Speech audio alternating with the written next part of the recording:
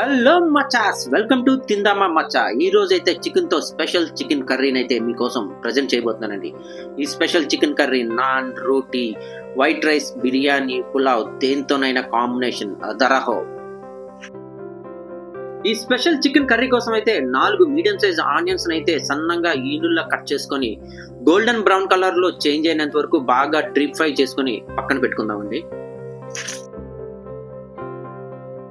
ఈ కర్రీ కోసం అయితే కేజీ చికెన్ అయితే మీడియం సైజు లో ముక్కలు కొట్టించి తీసుకొని బాగా శుభ్రం చేసి కడాయిలో ఆయిల్ వేసి ఆయిల్ బాగా మరిగిన తర్వాత చికెన్ అంతా వేసుకొని ఒక 5 మినిట్స్ అయితే హై ఫ్లేమ్ లో బాగా ఫ్రై చేసుకోవాలండి.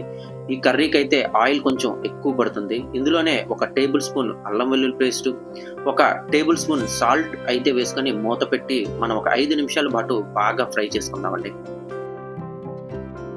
చికెన్ ప్రిపేర్ అయ్యే లోపల మనం ఇందాక ప్రిపేర్ చేసుకున్న ఫ్రైడ్ ఆనియన్స్, టమాటా, అల్లం వెల్లుల్లి, ధనియాలు, జీలకర్ర వేసుకొని పేస్ట్ చేసుకొని పక్కన పెట్టుకుందామండి.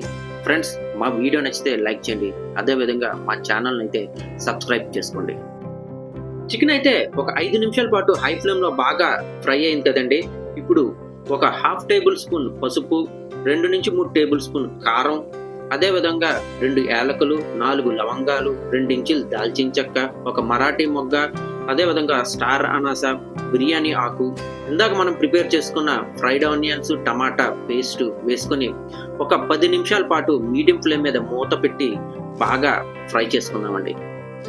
ఈ స్పెషల్ చికెన్ కర్రీని అయితే ఎక్కువగా ముస్లిమ్స్ ఫంక్షన్స్ లోని, రంజాన్ టైంలోని ఎక్కువగా కుక్ చేస్తుంటారండి.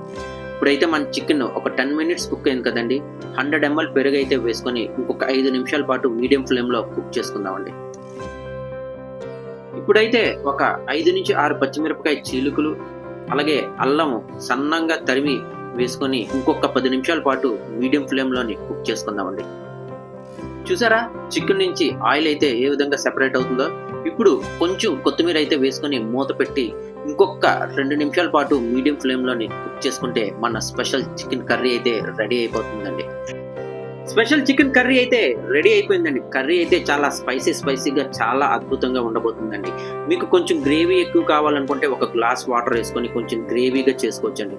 నాకు గ్రేవీ కొంచెం తక్కువగా కావాలి కాబట్టి నేను వాటర్ ఏమీ వేసుకోకుండా ఈ విధంగా చేసుకున్నానండి. సో ఇందాక నేను చెప్పినట్లు ఈ స్పైసీ స్పెషల్ చికెన్ కర్రీని అయితే బిర్యానీతో, వైట్ రైస్తో, నాన్తో, రోటీతో దేంతోనైనా చాలా అద్భుతంగా ఉంటుందండి. ఫ్రెండ్స్, ఇంకెందుకు ఆలస్యం చేయకుండా ఈ రెసిపీని అయితే మీరు కూడా ప్రిపేర్ చేసుకుని టేస్ట్ ఎలాగొచ్చిందో కమెంట్ బాక్స్లో అయితే తెప్పించండి. మరో మంచి వీడియోతో కలుద్దాం.